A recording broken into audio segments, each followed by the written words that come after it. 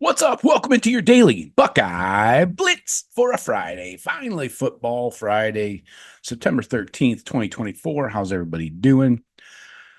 Great. You look lovely today. Um, except don't wear that shirt. The color is terrible on you. Anyway, just jokes, obviously. So today I'm serving up some summertime. Well, it's kind of late summer here. My freaking AC went out in my car yesterday. So guess what? It's some little part behind the dashboard. They have to take the entire dash out. I don't know what the hell it's called, the Johnson rod or something. So, anyways, $2,200, 7.5 hours worth of work for these guys. That's a good rate, good hourly rate they got there.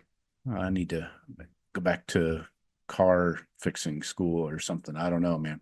But anyway, so yeah, pumped to not have AC. It's still as hot as ever here in Florida. It is September, I know, but the weather hasn't changed a bit. Anyway, so what was my point? I had no point. Uh, yeah. So please hit like and subscribe on the video. I would appreciate that. Um, leave comments. Comments are good, you know. Keeps the conversation going, and a little give and take never hurt anybody. So, but anyways, I'm serving up some hot takes, or hot cakes, depending on the day. But today it's hot takes. Joe's hot takes continued. I know it's early in the season. We're just 2 weeks in for most teams, and I've already got some takes, some hot takes. Let's go with, I'm going to give you like 5 hot takes, 3 on the Buckeyes specifically, and then a couple more broad college football takes. All right, let's get into it here. Starting with the Buckeyes first, most importantly. My guy, Brandon Inniss, wide receiver, of course, second-year guy. He needs more action. He needs more rotation with the starters. He needs more targets. I think you need to move him, also use him on kick returns, get Ballard out of there. Ballard's not doing us any good. Looking at these return yards, Inniss on a punt returns, he has 8 returns for 87 yards. That's a 10.9 average. We'll take that all day long. That's a first down, for the offense.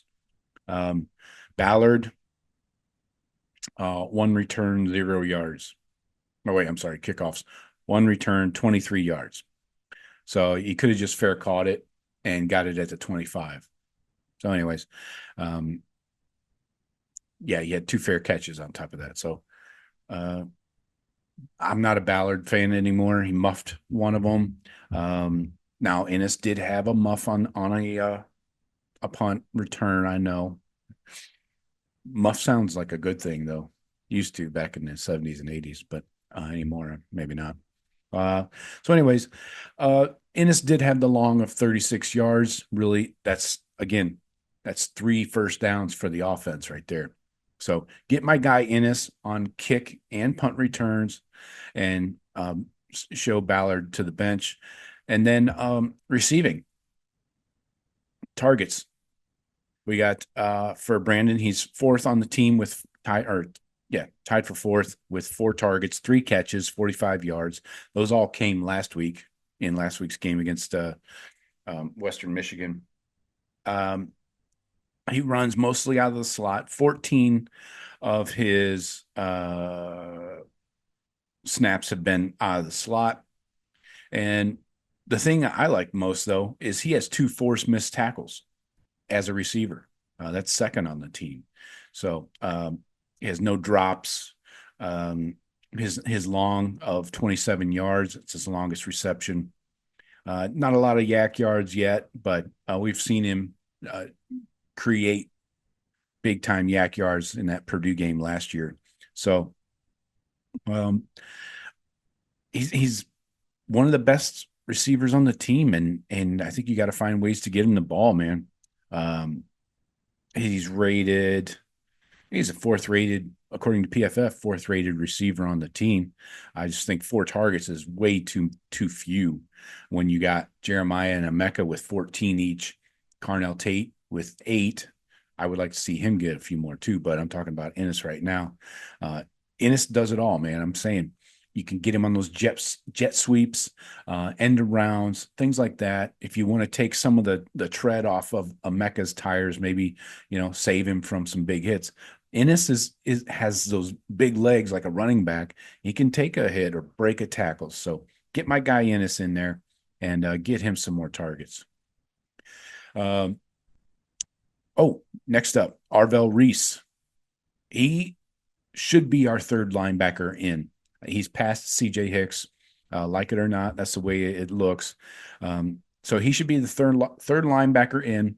If they go to a 3 linebacker set, he would be your third linebacker, like at the strong side, probably. And he can spell Sonny. Sorry about the whisper there. He can spell Sonny when Sonny needs a breather, But Arvell, this guy, he has 52 snaps on the season. That's 11th most on the defense. And that's 3 more than CJ Hicks on the season. He's got 6 tackles. That's tied for third. Only 1 missed tackle, so that's fine. A couple of assists there. Does have a QB pressure. And his run defense grades are, where is he? He's 5th on the team in run defense grade, 81.9. That's amazing. Tyleek's up there at 90, so that's the goal to shoot for. But the thing that I like the most about Arvell, he leads the team in stops. Stops are when you stop the offensive player, whether it's running back, quarterback, receiver, whatever, you stop them from gaining positive yards. So he has 6 on the season in just 52 snaps. That's amazing. JT is next with 5th. Ty Hamilton 5th. 5. Sorry, those 2 guys had 5. Caden McDonald, big man, up there with 4. So these young guys, second-year guys like Arvell, are key contributors to this defense, and I need to see more Arvell Reese on the field. I'm not saying bench Sonny or anything crazy. I'm not saying bench Cody, nothing like that. But the beauty of Arvell is he can go in for either one of those guys. He can play the mic, And the thing is, he also has those pass rush abilities because he was with the defensive ends all of last year in his first season. So he definitely has some of those tools to blitz the quarterback with, and be effective there. Teams have tried catching him in coverage. Teams love to scheme up linebackers, get them in conflict with a running back or something. But in 4 targets, he's allowed 4 catches for only 17 yards. So no damage done, really. The longest was 5 yards. So, yeah, he's very – I like his versatility too. 44 of his 52 snaps, he lined up in the box at linebacker. But 7 snaps, he lined up in the slot over the slot receiver. So that slot receiver might have been a running back or a tight end, but still, he has that versatility. So give me more Arvell Reese on the field, por favor me.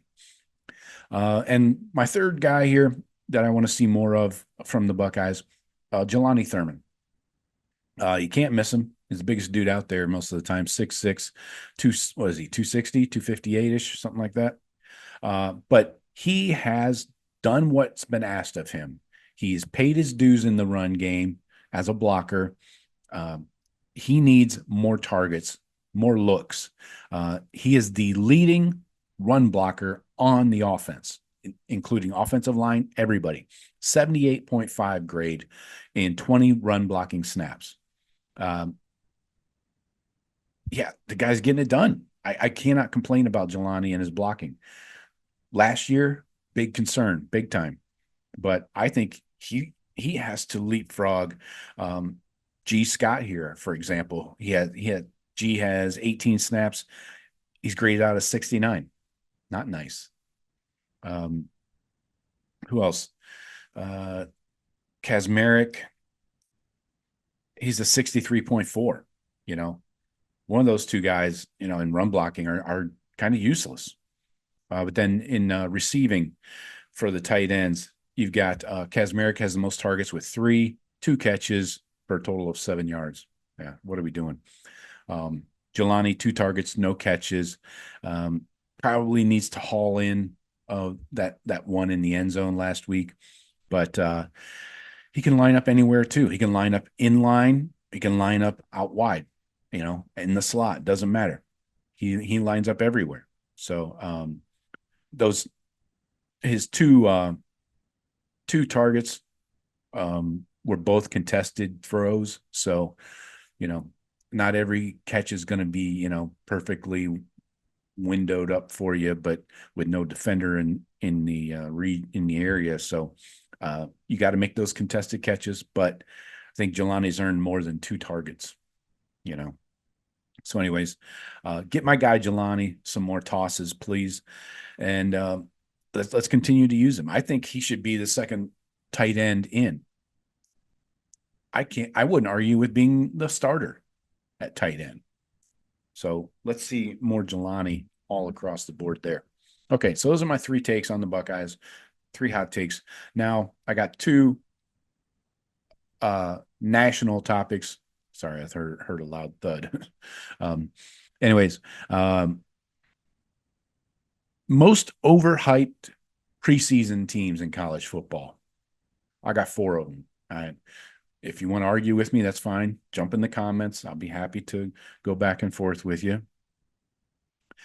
I forgot to mention, typically we do our 5 keys to a Buckeye victory, but since it's a bye week, that's kind of on the shelf till next week. Anyway, my most overhyped teams, and you can say this is because of their AP ranking or just all the shit you had to hear, all summer about these guys. Number one, Notre Dame, no doubt about it. I don't know who could say otherwise. Preseason, Notre Dame was ranked 7th. You got to be freaking kidding me, 7th. And now they're clinging to life in the top 20. They're 18th. So Notre Dame, number one. I'm not convinced that Marcus Freeman is a good coach. He's never done it before as a head coach. And you're seeing the same thing with the cheaters. You're seeing it with, I could say maybe Dan Lanning, although, having an endless pot of gold to throw at players helps.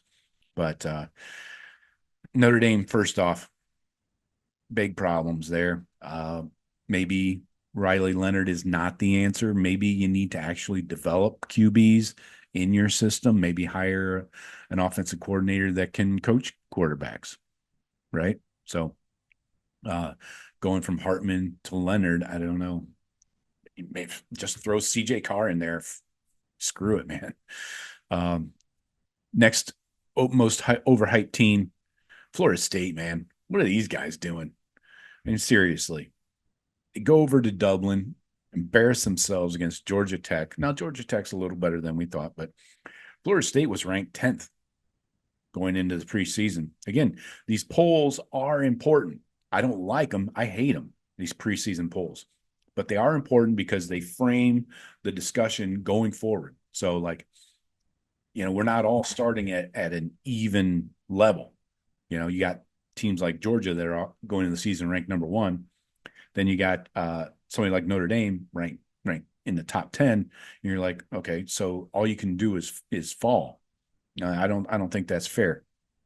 Anyways, so yeah, right now Notre Dame's 18.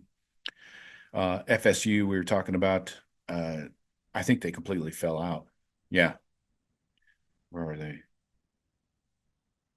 Oh, they're not even receiving votes. So yeah. 0-2 will do that for you, coming home and getting your ass kicked by BC. So anyway, Florida State, my second most overhyped team. Oregon, number 3. I'm going to focus on some Big Ten teams right now. So yeah, Oregon right now is ranked number 9. Coming into the preseason, they were ranked 3. Why? Because they got Dylan Gabriel. And why was Dylan Gabriel the Heisman Trophy favorite? Answers, no answers, nothing. He wasn't going to be the starter at Oklahoma. That's why he got in the portal. So all the people that talk shit about Will Howard, Will Howard's he couldn't even start at K-State. Well, Looks like Will Howard's doing okay. How's uh how's Dylan Gabriel doing? His team's struggling to beat the state of Idaho, for Christ's sake. So Oregon, super overhyped, still overhyped in my opinion.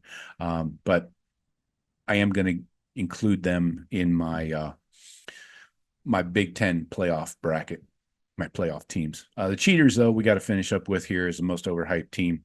Yeah, don't give me that defending champs bullshit. It's a new season. You won your championship last season.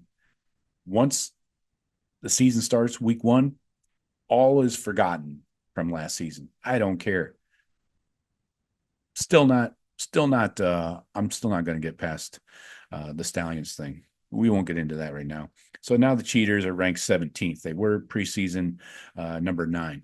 So again, another top 10 team in the preseason, Florida State, the cheaters, Notre Dame, all still clinging to top 20 life. But I don't think the cheaters are going to last much longer there. They're going to get bounced here. They could struggle against Arkansas State this week. And then they got USC. I think USC beats them next week. Anyway, so those are my overhyped teams. Notre Dame, Florida State, Oregon, and the cheaters. I've given you a lot of extra content today. Usually we try and keep this like 10 minutes, but hey, you're worth it no matter what your wife says. So my playoff teams, my 4 Big Ten teams getting into the bracket. The Buckeyes, obviously, that's without saying. My number 2 team, though, might be a little surprising. USC. I've been impressed with what USC is doing out there. 2-0, throwing the ball around. So are they 2-0? Yeah, 2-0. Okay. Had a tough game against LSU week 1, but got the win at a quote unquote neutral field.